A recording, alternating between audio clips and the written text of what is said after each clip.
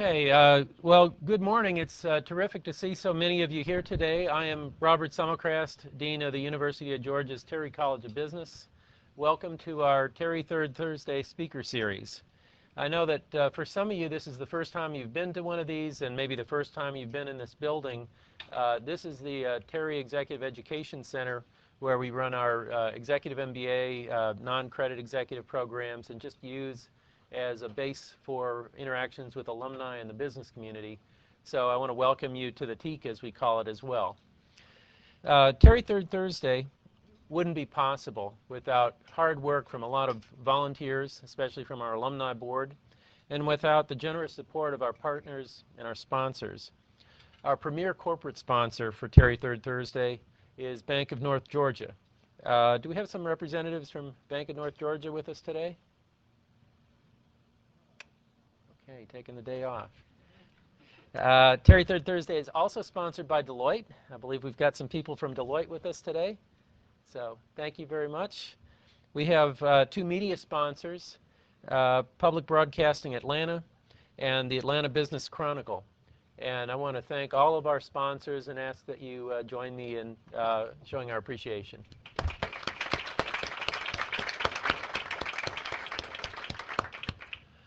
Okay, it's October. That means we only have one more Terry Third Thursday for this calendar year. Paul Wood will join us on November 20th. He is President and CEO of Georgia Electric Membership Corporation, and Georgia EMC represents the state's 42 customer-owned EMCs. Collectively, that provides power to nearly half the population in Georgia and power for about 3/4 of the landmass in Georgia. So I'm sure he'll have an interesting speech. I hope you'll be with us today. Now, even though we only have one more Terry Third Thursday, there are a lot of events coming up this time of year for the Terry College, and I want to tell you about a few of those and also share with you at least one event a little bit further into the future, but a very important event for the Terry College. Terry has two alumni boards, and they're both going to be meeting tomorrow at our main campus in Athens and Sanford Hall. The Alumni Board of Directors will hold its fall meeting, and they have started an offshoot called the Young Alumni Board, and they'll be meeting just down the hall. So that's taking place tomorrow. On Saturday, we have our annual homecoming tailgate, and this year we're going to do it right in front of Brooks Hall. So the game kickoff is at 12:30. That means our tailgate is starting early, about 9:30. So I hope all of you, certainly many of you, can be there with us for that. You've heard me talk about national prominence, and as we strive for national prominence, we have increasingly tried to reach out to alumni outside of the state of Georgia, as well as inside the state of Georgia. Last month, we had an alumni reception in Washington, D.C., which was very well attended. On November 6th, we're going to have another alumni reception, and this one's going to be in Charlotte, North Carolina. So if any of you have friends or relatives who are connected to the Terry College, maybe alumni from the Terry College that might be interested in this event, please let our alumni office know, and we'd like to send them a special invitation. We're going to keep rolling out these regional receptions. The next one we've got planned after Charlotte will be in New York City. As many of you know, part of the mission for our Seelig Center is to develop forecasts for Georgia's economy. And I don't think I have to try very hard today to convince you that it is more important than ever that we get an accurate forecast for our state's economy. The first Economic Outlook lunch where we'll be revealing those forecasts will be held on December 3rd in Atlanta. As has been our custom, it'll be at the World Congress Center. This year we'll have former presidential candidate Steve Forbes back with us, and he'll deliver the national forecast. I'll be there to give the Georgia forecast. So I hope a lot of you will be able to come. After the main kickoff in Atlanta on December 3rd, we'll have both forecast luncheons and alumni receptions in all the major cities around the state of Georgia in the coming weeks. And finally, I want to tell you about something coming up in the spring. Mark your calendars for April 25th. We're having our gala on April 25th, and I think those of you who've been associated with it know that the size and the sophistication and just the level of fun seems to grow every single year, and this year's not going to be an exception to that. It's going to be a black tie event. We're holding it at the Intercontinental Hotel here in Buckhead, so please come if you can. Okay, it's now my pleasure to introduce this morning's speaker. I was at the Blue Key Awards banquet in Athens Friday last week, and I think a lot of you know that Blue Key is an honor society. It's one of the most tradition-rich parts of the University of Georgia, and I had an opportunity to congratulate Jim Nalley that night on receiving the Blue Key Service Award. I'd like you to join me in congratulating him once again for that very great honor.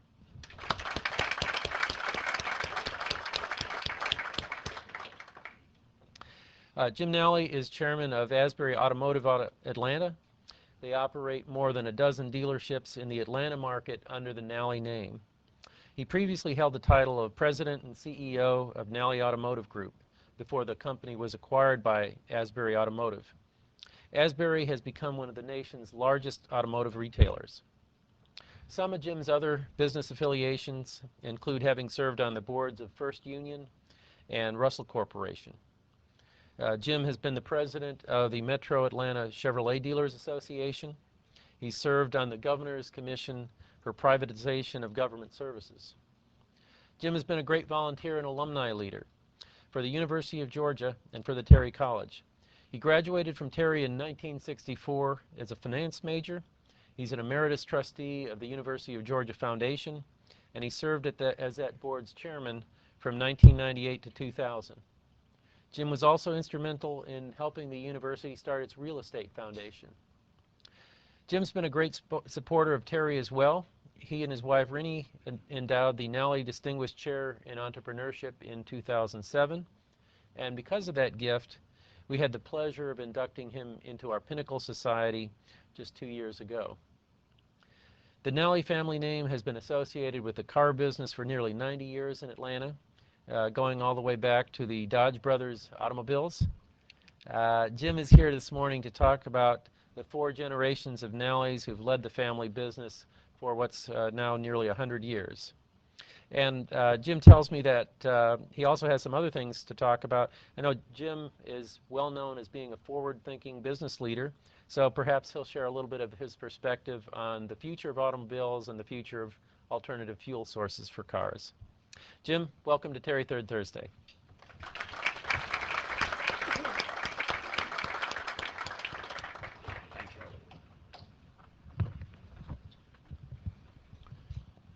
Thank you, Robert. Good morning.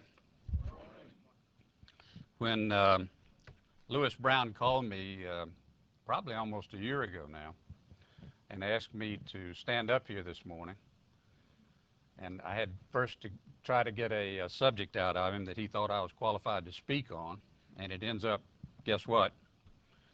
Lewis knows as well as most of you that know me that I'm a one-trick pony, and automobiles is about it.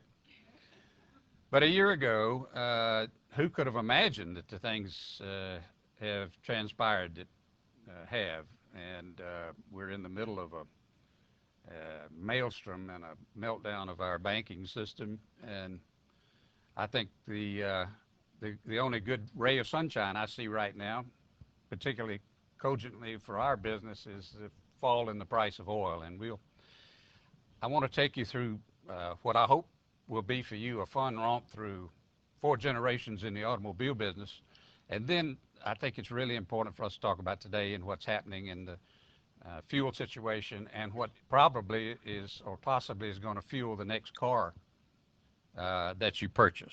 So let's get started with the Nalleys. And in the beginnings, my grandfather was what was commonly known back then as a rounder. Now, then probably in the pejorative sense as well as the common usage of the day, he was a traveling salesman. And allegedly, he got fascinated with the automobiles that were passing him in his buggy and probably got tired of eating their dust too. So he decided as a young entrepreneur to get in the automobile business. Started in 1918 in Gainesville. And by 1922, you see this ad with the date that, by the way, my father put on it a long time ago. He was a Dodge Brothers distributor for Northeast Georgia. In 1922, well, actually, we don't have any good data going back that far, but in 1926, there were 51,000 automobile dealers in the United States. You'll see this runs through my talk this morning, how the number of dealers has dwindled. But there were 51,000 dealers in the United States, and as you might imagine, they were garage owners and filling station guys and little people in small towns as well as big that were in the new business of selling the newfangled, excuse me, automobile. And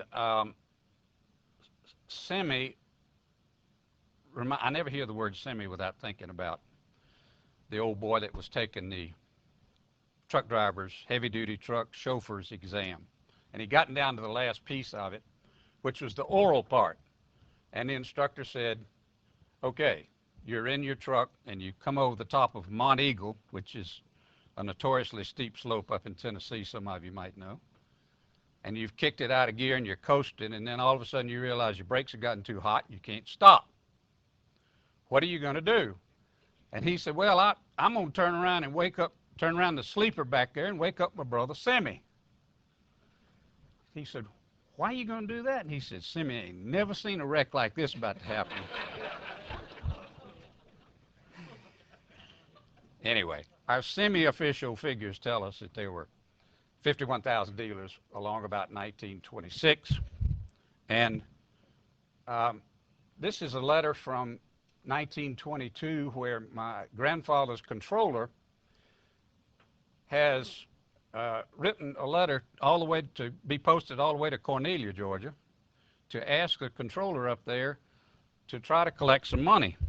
And I don't know if you can read it or not, so I'll blow it up for you. And it says, in effect, please use your own discretion to collect these notes, because you know I need the money. So exercise a bit of hard-boiled measures if necessary. Collection business hadn't changed much, has it? And this is 1926, and by then my grandfather was well on his way, I suppose, and this ad basically says, if you hadn't bought a Dodge, you must be crazy. And as you can see, you could pick up a touring car for $905, or if you wanted the family sedan, you wanted to really step out and get the family sedan, it cost you $1,014.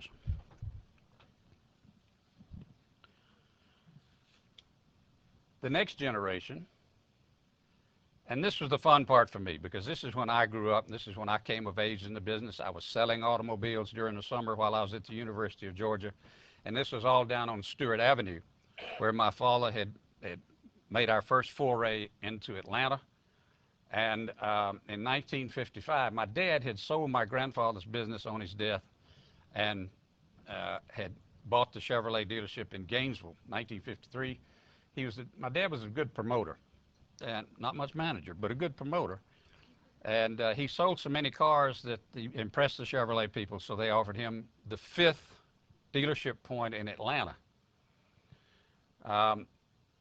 And put that in perspective, there were 5 dealerships in 1955, Chevrolet dealerships in Atlanta in 1955, and they had 25% of the automobile market. 1 in every 4 cars on the road in Atlanta in 1955 was a Chevrolet. Hard to believe. 1 in every 2 trucks on the road was a Chevrolet in 1955. So it was a very good time to be in the Chevrolet business, and my dad made a good decision. So this is from 1955, although it says 56 Chevrolet. This is the fall of 55, and it's apologizing to the Atlanta public because we weren't able to fulfill your automotive dreams because we've sold out. And we're sorry about that, but if you'll come back to see us, we'll make you a deal you can't possibly resist.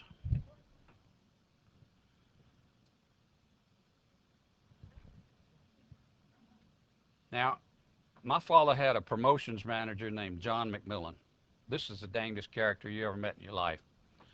And one of his promotions was they'd turn the clock back to the good old days and sell you your groceries right on our showroom floor. So if you came to Nalley Chevrolet in 1958 or whatever it was, you could buy bread for 5 cents, you could buy pork and beans for 10 cents, or a whole pound of bacon for 25 cents. And if you bought a car, you'd get a $25 gift certificate. Now, what you may not be able to see in the bottom of this thing says, besides great balls of fire, look at here, we've done it again. It says, just look for the searchlight. Now, let me back up a second. My dad had a searchlight, one of these old World War II, literally, searchlights on a rotating thing. And they turned that thing on at dark, and it was like the people it would draw was just incredible. And these were fabulous times to be promoting the automobile business. You could buy the entire late show. Now, I'm dating myself, but in Atlanta, Georgia, at night, the late night entertainment was old movies. And we could buy the whole thing for $300 a night, the entire movie. So for 2 hours, you had to hear Nalley Chevrolet.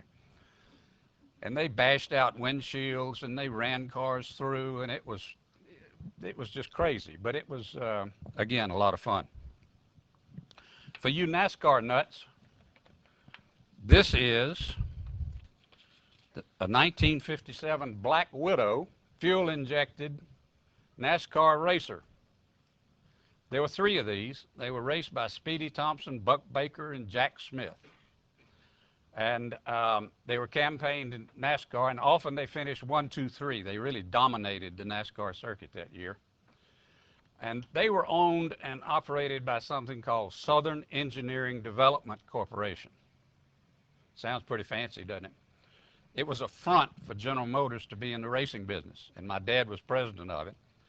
And checks would come in regularly from Detroit to run the racing operation.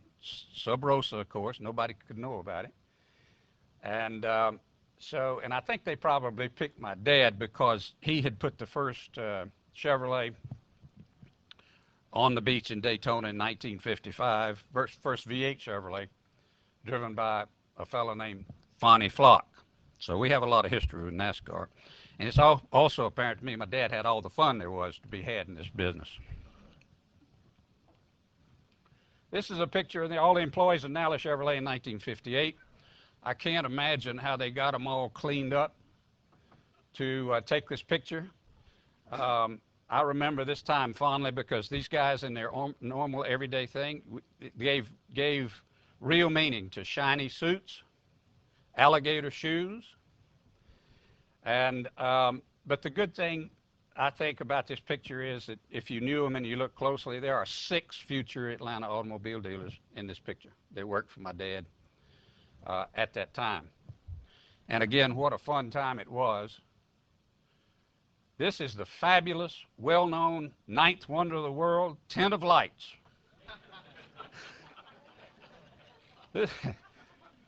This is an actual postcard. I suppose you could pick one of those up and write home to Hayhira or wherever and tell them you'd seen the 9th wonder of the world, Nalleyville, the tent of lights. So when my dad started the business down there in 1955, he modestly called the dealership Nalleyville, the city of cars.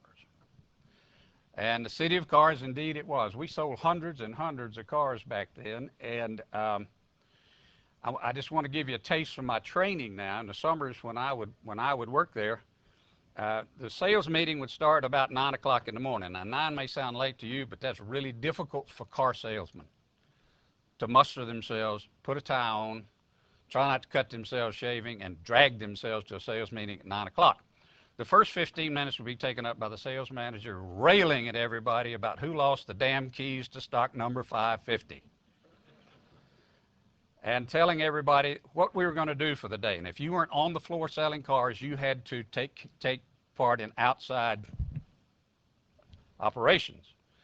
One of the outside operations that we were assigned to, alternatively with telephone duty, was would you take parties. I bet nobody here knows what a would you take party is. Well, that is after we got a cup of coffee and grumbled and moaned and had to sit through this sales meeting, we all had to get in we'd get the whole team in 2 cars, and we'd go to the closest shopping center. And we would take leaflets and put them under the wiper blades of everybody's car in that shopping center, the poor suckers that were inside shopping. And it would say, would you take some ridiculous amount for their car that we were, the car that we were putting the leaflet on. It might be worth $500, and we'd ask they'd take $2,000. And hopefully they'd take it home to their husbands or wives and then come down to Nalleyville and buy a car. But the worst duty you could get assigned to was telephone duty. I had a team manager named John Lambert. John Lambert was a 3/4 Cherokee Indian. He had great big Coca-Cola bottle glasses and this big raspy voice and the biggest character you ever met in your life. Well, when you had to do telephone duty at Nalleyville, what you had to do is you picked a letter and you had to call everybody in Atlanta in the phone book of that letter. And I'll give you a clue, don't pick M. I always tried for Q or Z. Worked for Quirk, wouldn't it? So we would sit around the showroom. If we weren't on duty, you'd sit around the showroom floor with an Atlanta telephone directory in your lap, and you'd thumb through it. And you would start calling all the Qs or all the S's. And undoubtedly, during that day, it was a woman on the, it was a housewife on the other end of the line when you called them, because this was the middle of the day. And the spiel was, Mrs. Smith, this is John Jones at Nalley Chevrolet, and we are just completely out of used cars down here. And if you bring your trade, you get with your husband, come down here and bring your trade in, the car you're driving right now, we're going to give you a ridiculous price for it if you trade it on a new Chevrolet, or we'll just buy it straight out. So long about the 5th call, I would hear John's big raspy voice down there say, Ms. Smith, this is John Lambert down here at Nalley Chevrolet. And he would say that he'd give them the regular spiel. Along about the 5th call, he would say, this is John Lambert, and I'm with the phone company. I'm up a pole right down the street from you. Look out your window. Can you see me? There'd be a pause at the other end of the line. She'd come back and say, no, I can't see you, Mr. Lambert. And he'd say, well, I must be around the corner. Listen, we're trying to take the slack out of these lines.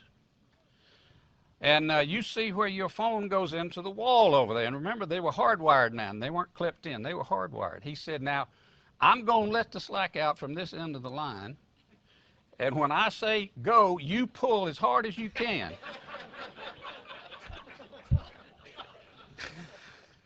You can imagine what happened. The line went dead. And we were all rolling on the showroom floor at that point. But that's a true story, so help me. And those are just part of the good times that we enjoyed back there at Nalleyville. So, and in that time, there were about 30,000 automobile dealers in the U.S. Doing business. Okay. Just so let you know, before we leave Nalleyville, we're open for all kind of public service duty. And if you'll read that, you'll see that a baby was born at our dealership, assisted by a Nalley saleswoman, LaTonya Miller. And the good news is that an ambulance arrived and took Mrs. Dunn and little Antonio Michonne Bradley, her 5th child, to Crawford Long Hospital, and they were doing great. We must have done a good job of midwifing, too. Next generation. Nice sideburns, huh? What do you think? This is my dad and me at the opening of my first dealership, which was Nalley Motor Trucks, heavy-duty dealership down on Moreland Avenue. And statistically, we know that family businesses, only 15% of family businesses last into the 3rd generation, which is pretty amazing. But you know the old saw, the first guy builds it, the first guy starts it, the next guy builds it, and the third one blows it. Somehow we dodge that. So in 1955, the banks and I bought my dad out of Nalley Chevrolet, and I moved over and ran both that and the truck dealership. So I'm the 3rd generation that was launched into that business. And we started that business with Well, we had some great ads back then, and must have had a good year that year, because this is a Christmas greeting to all our customers, a full-page ad in the Atlanta paper saying how happy we've made more Georgians sing with happiness about their transportation needs. And indeed we were growing by then, and we were Georgia's largest dealer, and happy to tell you about it. Let me go back just 1 second and say that we, at that time, I was very fortunate all through my business life, because my timing was almost exquisite, both getting in the heavy truck business and getting in the automobile business. We were the first Honda dealer in the state of Georgia, and that was a very, very good move. And because foreign cars got more dominant and, as you know, more accepted as we went along, and became very popular for all the right reasons: good fuel mileage and great quality. So that caused us to grow and grow and grow and grow some more. And till finally our business and the business of people like me got large enough that we thought we should play on a bigger stage, and 7 other people like me and I joined a roll-up called Asbury Automotive Group, and in mid-90s, and we operated as a partnership for 4 or 5 years. In 2002, it was taken public in the New York Stock Exchange. And operating in a public atmosphere is, maybe it's for some people, it's probably not for an entrepreneurial automobile dealer. I enjoyed it while I did it, but enough's enough. And so I retired in 2005, I think it was, and now we bring on the 4th generation. My sons were working with me in some capacity, or one capacity or another, in the public company, operating the Nalley dealerships. And the Atlanta Journal-Constitution was nice enough to run this article when we launched the 4th generation, and who are with us this morning. Will you guys please stand up? These are my sons, Clay Slater and Street, and their partner Harvey Jackson. Stand up, Harvey. Thank you. Couldn't pass on a little promotion, folks. And they're doing a great job in what is now a very challenging market. And this again was the second flat from that nice article. And so they have now launched the 4th generation private. They left Asbury and they've gone out and bought their own dealerships now. I'm very proud of them. They've gotten 7 franchises so far. These days they get offered a lot more. We're not taking on any franchises at the moment. We may be shrinking a little bit, as a matter of fact. But they undoubtedly will meet new and different challenges than I did. I want to say in closing this part of the morning that I'm a really, really fortunate guy. I was fortunate that I was able to learn from those that went before. I was fortunate to be the 2nd generation that graduated from the University of Georgia Business School in my family. I'm fortunate to have met the gal I've been married to for 41 years. And for a business dad, really, really lucky. It doesn't get much better than having 3 sons in the same business, entering the 4th generation in the town they grew up in. It's just doesn't get much better than that. Thank you very much.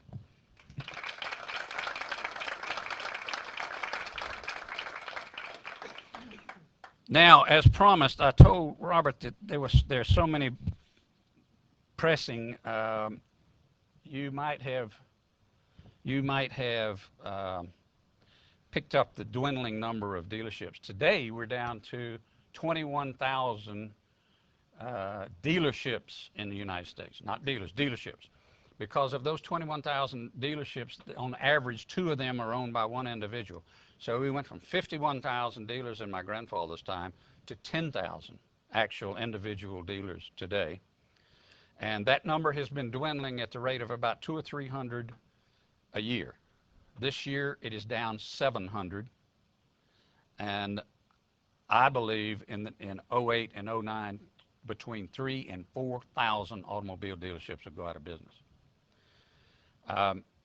It's a sad note, but these are principally domestic dealers, Chevy, Ford, Chrysler dealers, who have been hanging on and trying to, and you understand, these people are invested in their community. It's part of their being. It's part of they're probably big in their church. They're in the civic clubs and everything. And they don't make great business decisions sometimes when it comes to family businesses. That's very difficult. But with the last dagger to the heart was the fuel going up so high, and the domestic dealerships are now crashing, and it's sad to watch, but it's part of our economic system, and it has to happen. And so thousands and thousands of dealers, I'm afraid, are going to go out of business in the next few years. I have a couple of things, late news, that you can't see this, but it says what Detroit likes about the crisis. And the bottom line on this article is that they like these dealers going out of business. That sounds crazy to you and me at first glance, but the truth is they have twice or 3 times as many dealers as they need in their distribution system. It's very inefficient, and it's expensive for them to keep servicing these dealers, and it's been difficult to get dealers to give up and give them the franchise back.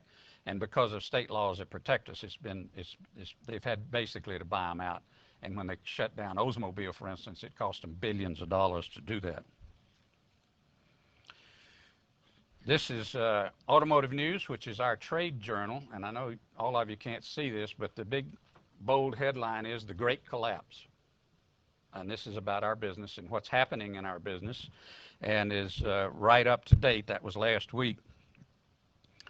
And we're facing the biggest contraction we've ever seen in our business. And hopefully the boys and I have chosen the right franchise and the right city to do business in, because it's going to be very challenging. And I think all of us are looking at the winter and saying, wow, it's not going to be much fun until the sun comes out in the spring of the summer. And just one more note, 2 more notes. One is the price of fuel, as you know. The only bright spot we see is the price of fuel has come down considerably. I think it's going to come down further. That's just my own opinion. But because it was like other commodities, it was so far out of its normal range that it had to come back down, and I think it'll come down further. And that was just in time for Ford and Chevrolet to close all their truck factories. Now fuel's going to come back down. How would you like to be trying to manage one of those companies? It's almost impossible. And not that they didn't get themselves in the mess they're in, because they did, because they refused to do some things they should have done before. But fuel is likely to be back in the start with a 2 soon. You'll have $2 and X cents fuel, I believe. And in that case, people are going to want to buy pickups again. They're not going to find them out there, not in the size and style that they were. Lastly, I'd like to say, all the information you're getting today about how we're going to propel cars in the future is just that. It's in the future. Don't look to buy an electric car anytime soon. There are all kinds of different propulsion systems that are being proposed. Hybrids. Flex fuel is already with us, as you know. That's corn, and it's not economic. It costs more to grow it, crack it, distill it, and make fuel out of it than it does a barrel of oil.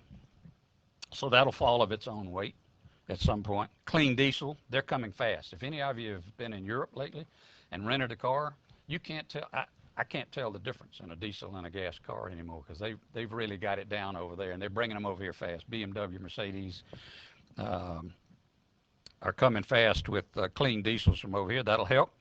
Hybrids. Hybrid is the big deal. It's little known that the first hybrid automobile put on the street in America was Honda in 1989. People don't know that. They sent us a little car called an Insight. We couldn't sell it. We couldn't give it away. But you're going to see more and more hybrids, as you know. They are not economical today. They can't sell you a car that over the life of it will save you enough fuel to pay for the difference, unless they decide to discount it so much that they'll take a loss on it. They're mild hybrids where only the gas engine will drive it. They're plug-in hybrids. We're at total electric recharge. You might have seen the blurb on 60 Minutes the other night where this fellow in California has taken $1 zillion and he's made a very small electric sports car called a Tesla. That car is going to have to sell for $130,000.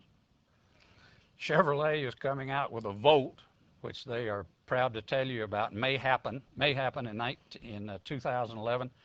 If it does, it'll sell for $40,000. We're just not there with the batteries yet. The nickel metal hydride batteries that they're going to drive those cars with are the same ones that explode in computers.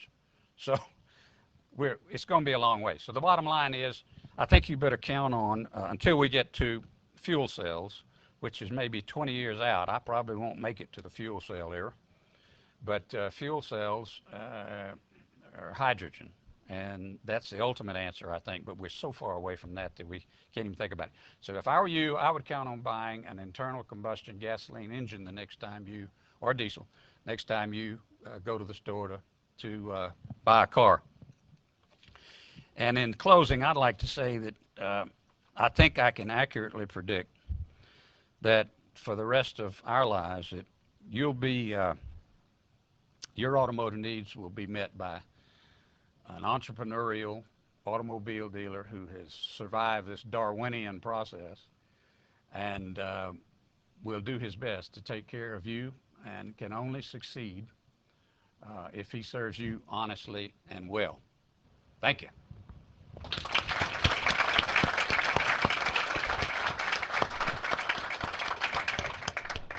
We take some questions? Absolutely. Now, as you ask questions, please raise your hand so we can get a microphone over to you. Not only will that make it possible for everyone to hear your question, but we are recording this for our podcast site, and it'll get your question as part of that. So please do raise your hand before you ask your question. First question. Ham. She's giving you the microphone.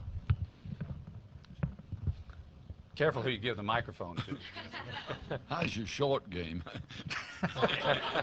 Terrible yesterday. Well, over the years, they've talked about making the internal combustion engine more and more efficient. And we hear all these things, I have in my lifetime, about you can get the thing up to 60 miles a gallon. Does it go 4 miles an hour when you do that? But why haven't we done something with the internal combustion engine to make it 29, 35, 40 miles a gallon?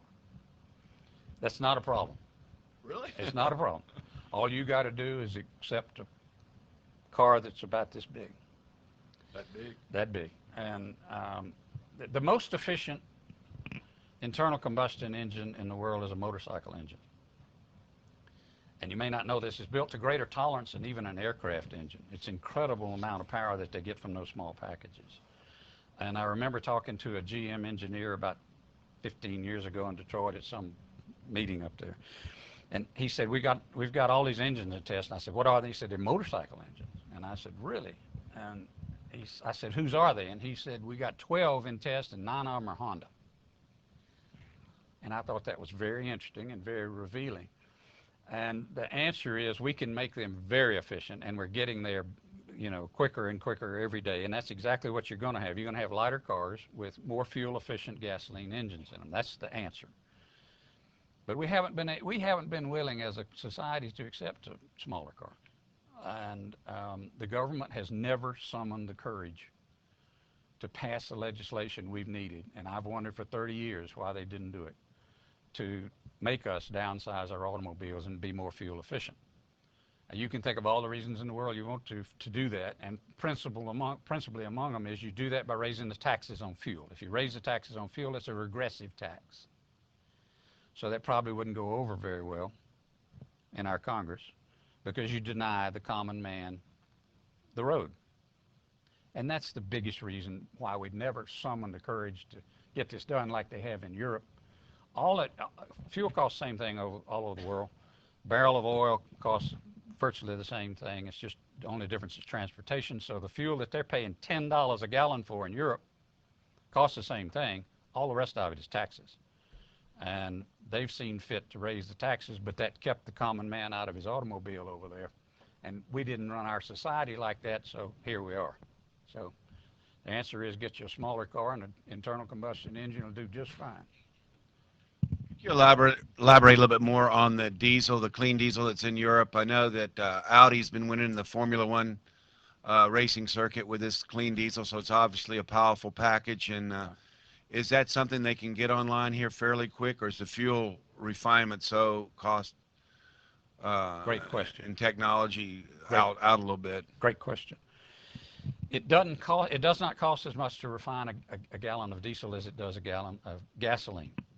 So you would think economically diesel has always been cheaper. The trucks we sold at Nalley Motor Trucks were run on diesel. Every big truck you see is run on diesel. And they were always less expensive. All of a sudden it's more expensive. Why is that? Demand. We're getting more diesels on the road. And capacity. They're building the capacity to make more diesel fuel, but until they do, it'll be expensive. It still gets 40% better gas mileage. A diesel will get you 40% better. It'll raise your miles per gallon 40%. I can't tell you all the technology, but it has to do with the electronics they have now applied to diesel engines, and they've got them a lot cleaner burning. I understand these computers that run our cars today are unbelievable. I mean, if you buy a new car, there are more computers on that car than there were the first moon rocket. It's incredible.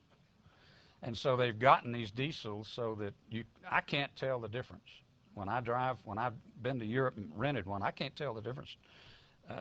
Renee would ask me, is this gas or diesel? Because I did manage to put some gasoline in a diesel one time. And all I heard from the other seat was, thank God it wasn't me. But these Audi, Mercedes, BMW, all the European, Volkswagen, all the European manufacturers have that technology because of the way it was priced over there and the way it was promoted over there. So they're bringing those over here fast, and the American manufacturers will catch up. They'll buy them from them, and they'll catch up with that. Interestingly, there is a brand new startup company in Atlanta, Georgia that's going to build purpose-built police cars for the first time in history. And they're going to put a BMW engine in it and a BMW drivetrain. And this is really cool. And I won't say anymore because I'm an investor, but this is really neat. And the reason they would do it is for the fuel mileage, and diesels, although they may not be quite as fast off the line immediately, have great torque, which means at the higher speeds, and they can spool up faster than they used to. It'd be a great police car because the thing will run 160 miles an hour. So diesels are coming, and they're going to be a big part of our landscape. No, you're not allowed. Jim, you told me I couldn't answer the question. Will you please identify yourself? This is my auditor. I've been Jim's CPA for a while. Your thought on the Detroit 3, their fate, and do you think the government might have to step in to help them survive? John, as you know, the government's already stepped in. They've given them $25 billion in. Did everybody hear the answer? The question? The Detroit 3, and the government's already stepped in and offered them $25 billion worth of loan guarantees, bond guarantees. And I don't really know. I tend to believe that because of the rest of the political situation we're in right now, the answer is yes. The government will do probably anything they can to preserve those jobs. Without commenting on who the government's going to be, or likely to be more liberal. But yes, I think they will step in and try to save those jobs. And I want them to, I'd like to see them do that, but only to the extent that these people build really efficient cars. And let me quickly hasten to add, the American cars are good cars now. If you look globally at quality, the #1 quality cars built in the world as a group are Asian cars. That's number one. Number two is American. Number three is European. As a group, you have fewer and fewer service problems as you go to the left of that chart and get to the Asian. But American cars, I can tell you, our warranty expense has gone way down. They're good cars. They function well. And now they're building some that really look like something you really park in your garage. So I hope they make it. I doubt all three of them will, and merging Chrysler and GM makes no sense to me at all. You take two companies with too many dealers and too many products and put them together, and what do you have? I mean, it doesn't make much sense to me. But I tend to think Ford is by far, I believe, the most likely to survive. And I'm an old GM guy. You got to understand, my dad was a Chevrolet dealer, and that was a big deal to me. And it's been sad to see what's happened over the last few years. But I can tell you that from the inside, it was not invented here. They didn't want to hear about the Asians. They didn't want to hear any of this stuff. They just for too long lived in that cocoon up there and did it to themselves. Hi, Bill. Hi.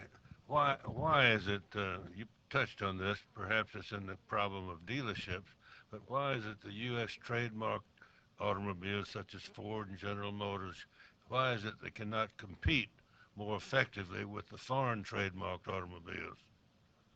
Because they're all losing share of market, and I don't really understand that. Great question. You and I came up, my first car was a 1933 Chevrolet.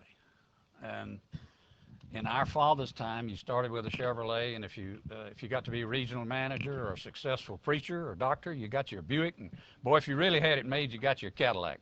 And that was the deal. That was what we were brought up on. Well, the people in this room that are under 40, their first car was a Honda or a Toyota. And the reason for that is that at that time, when they finally became acceptable, those cars were more fuel efficient.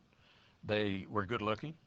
They were cool to those kids, so they were they wanted to get in them, and that's the way they started out. Well, now they're adults, and some of them may even be grandparents by now, and they've never owned an American car. And that was sad for me to watch, but I made a business decision and got in the foreign automobile business. And now I don't know what kind of a comeback they can make. As I said, they're building good cars, but the ship's already left the dock, I think. And they missed it. And they missed it because they didn't make these cars more efficient, and they ran for the profit cars, which were the pickup trucks with no fuel mileage.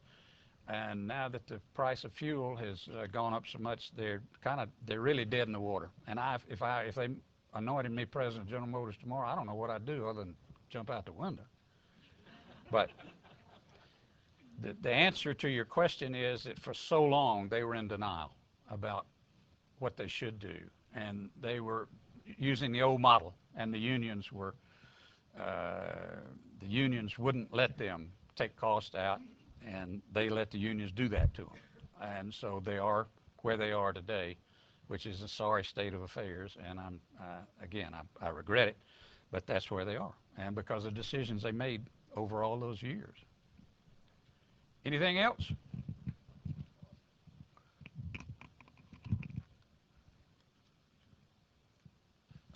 Two questions, Jim. One, you painted a very dire picture of where we are now in the car industry. 1973-74 oil embargo, gas prices were comparably high, I guess, and there was a bad Or economy. maybe even higher back then. Maybe higher. So I'd like you to comment on the comparison, and then secondly, if you could just weigh in on the whole thing about oil prices being a function of fundamentals versus the speculators. Boy, you're asking a lot, Lewis. He mentioned in 1973, that was our first, those of you who were driving in, you remember having to park lines around the block trying to get, and if you inflation adjust the dollars to back then, fuel was even more expensive than the $4 fuel that we were trying to get used to last summer. What happened, I think the macro forces that worked on this fuel thing were, all you hear is China and India. China and India are growing so much, and they're eating up so much more fuel than they did. And that is true. But they didn't all of a sudden turn the switch and start using twice as much fuel in 6 months. And the price of oil doubled, didn't it? It was speculation. And the people that were producing it were glad to help us with that. And we shipped all those dollars overseas, and I see a lot of similarities with what we did in '73, and then we had another oil shock in '78, and we didn't learn the lesson. And these people that were building, and the reason the Japanese are brilliant people. They are fabulous manufacturers, but they're not, you know, they didn't come by those small cars by accident. Have you ever seen the roads in Japan? And you've ever seen the size of the people in the last generation? They made small cars. That's what they did for their home market. But when they started exporting them, we didn't really want them. We had 125 Hondas sitting on the ground, mostly with flat tires in 1971, and nobody would buy them. They wouldn't even look at them. They sold for $1,375, and you could put one on that tabletop. But boy, we caught on fast. But I think the oil thing was largely driven by speculation. And what happened is we reacted as the economics professor would have us react, and we stopped driving as much. We took more public transportation. And as the economy winds down, as it's doing, you're not buying new cars, and you're not burning a lot of fuel. You're not taking as many trips. And demand for oil dropped. And when demand for oil dropped, speculators ran for the door to get out. And that's what's happening right now with the price of fuel.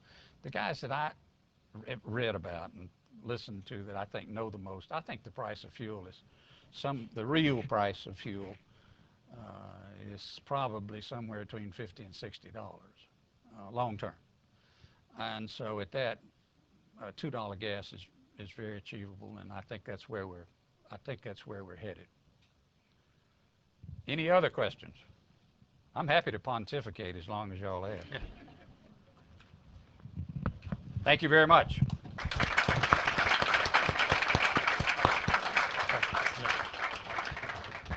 On behalf of the Terry College, I want to present you, Jim, with this glass sculpture from a local artist, Paul Benzunas. Thank you very much for sharing your remarks with us today. Thank you, Robert. That's mighty nice.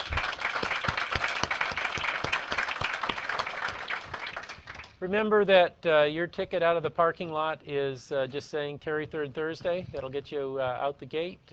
Hope to see you next month in November. We are adjourned.